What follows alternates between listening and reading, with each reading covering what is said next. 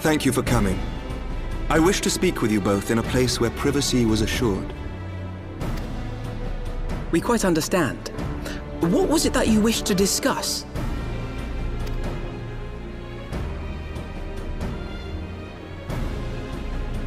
With my father's passing, the seat of the Archbishop lies vacant.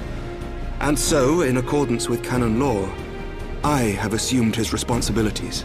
I should stress that this is a temporary measure. It was never intended that the Lord Commander of the Temple Knight... Quite the opposite. The statutes specify that I should surrender my powers as soon as a conclave of the senior clergy and the high houses have named a new archbishop. But in light of recent events, that would not seem appropriate.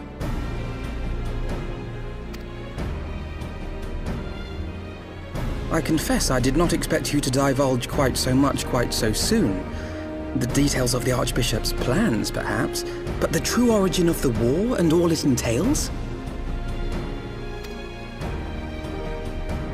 I too had concerns. But when the Warrior of Light is witnessed returning to the capital upon the back of a dragon, one's options are rather limited. Mayhap I could have concealed certain details, but for how long? And at what risk? Should the truth have come to light in the meantime, how would the people have viewed my silence? After 1,000 years of lies and secrecy, I could not well abuse their trust and hope to be believed. The time for deception has passed. I only wish the people agreed.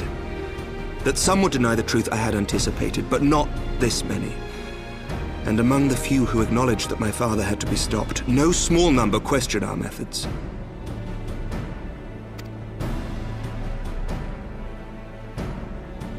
If they suspect a coup, it will not be long before some turn to violence.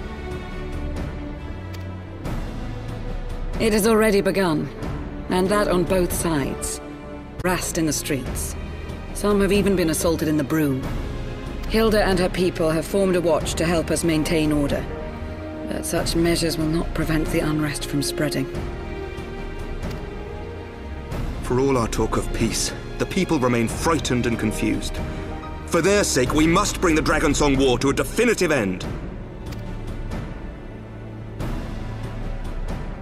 And we should be glad to help you, Sir Emmerich. But what precisely would you have us do?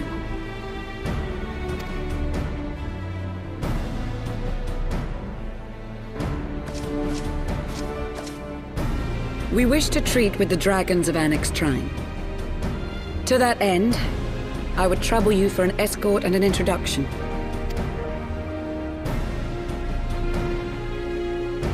Annex Shrine? You would speak with Vidofnir then? We must needs open a dialogue between our peoples. Acting as my representative, Lucia will extend an invitation to their leader, that she might visit us here in Ishgard. Were she still with us, I would of course have beseeched Isel's assistance in this matter.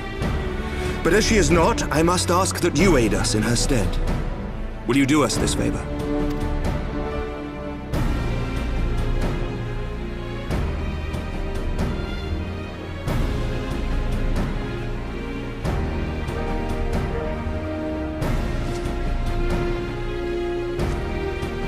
Thank you, my friends.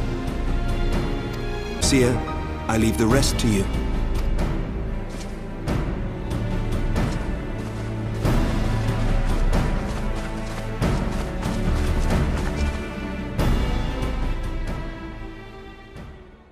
In the wake of the Archbishop's fall, the nation of Ishgard trembled, the faith of her people shaken to its very core.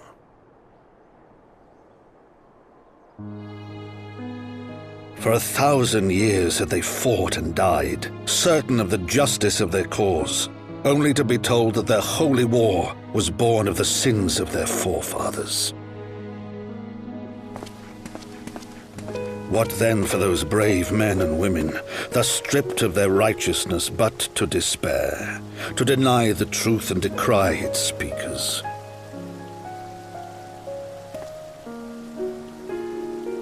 And what then for those whom they defamed but to hope on, to have faith in a brighter tomorrow?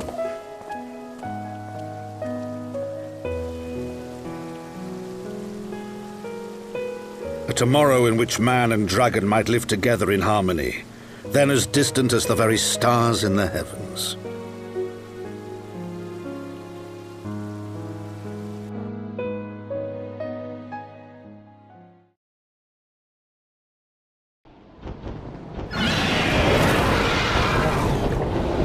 Yet while we dared to hope, deep within his lair the enemy lay, gathering his strength. Nidhogg, now possessed of his 2 eyes and the body of the Azure Dragoon, prizes to which he had laid claim at the very hour of the hero's triumph. As desperately as we sought the solace of peace, the great worm craved the misery of war. Nor was he alone in his misbegotten desire.